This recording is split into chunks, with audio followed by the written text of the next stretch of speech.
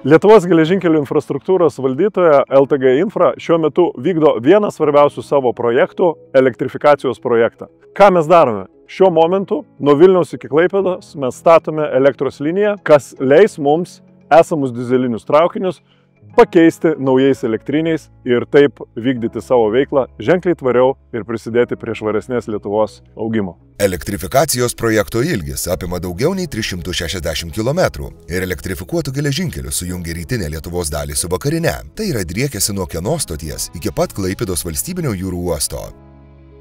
Įgyvendinę projektą elektrifikuoto geležinkelio dalį visoje infrastruktūroje nuo dabar esančių 8 procentų padidinsime net iki 28 procentų.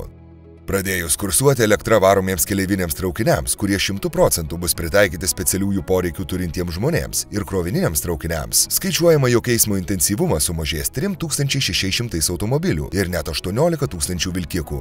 Svarbu paminėti, kad visos šios priemonės leis oro taršą sumažinti 150 000 tonų per metus.